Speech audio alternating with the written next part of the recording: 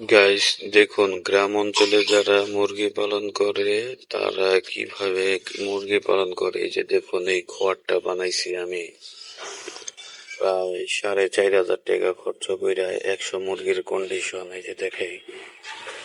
এই যে 2 খোপ দেখছেন গাইস, 2 খোপ 100 মুরগির কন্ডিশন। এবং এখানে আমি 4টা মুরগি রাখছিলাম, 4টার থেকে 2টা মইরা গেছে গা, এখন 3টা আছে। আরেকটা 700 টাকা দিয়ে কিনে আনছি ডিমালা মুরগি।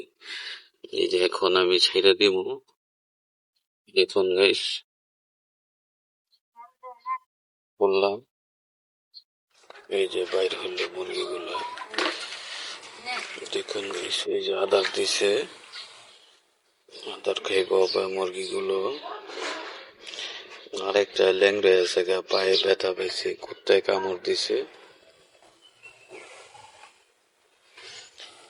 গ্রাম অঞ্চলে মুরগি পালন একদম সহজ, আর আপনি কোনো কিছু করলে দেখা গেল বিক্রিও আরো সহজ। কিন্তু মার্কেটিং সম্বন্ধে আপনার ধারণা না থাকলেও চলবে। আপনার গ্রামের প্রতিবেশী বা এলাকার মানুষজন এসে এগুলো কিনে নিয়ে যাবে।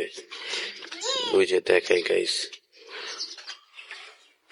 এই যে আমাদের মুরগিগুলো।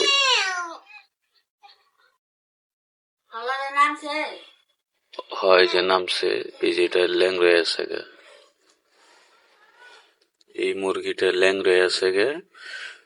এই কুত্তায় কামড় দিছিল, কামড় ধরলে খাইতে লিছিল। কুত্তার হাত থেকে বাঁচাইতে গিয়ে এই যে পাও গেছে গা। দেখুন গাইস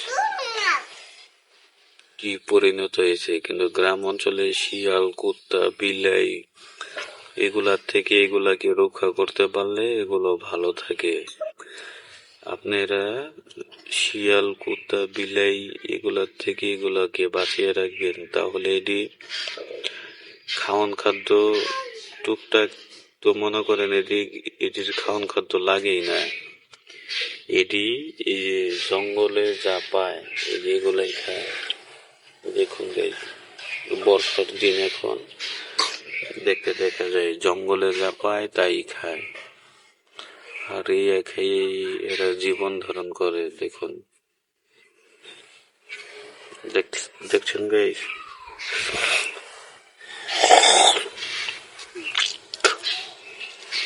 এইসব মুরগিগুলো দেখা গেল পাললে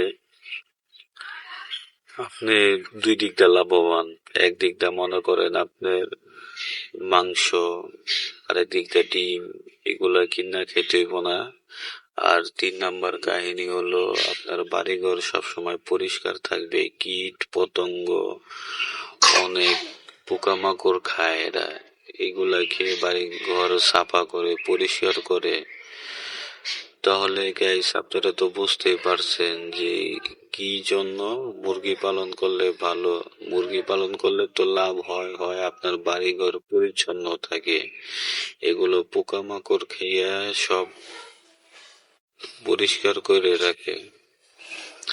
তাহলে গাইস, আজকের জন্য এই পর্যন্ত। পরবর্তীতে দেখা হবে নতুন অন্য কোনো ভিডিওতে। ততক্ষণ ভালো থাকুন, সঙ্গে থাকুন। আল্লাহ হাফেজ।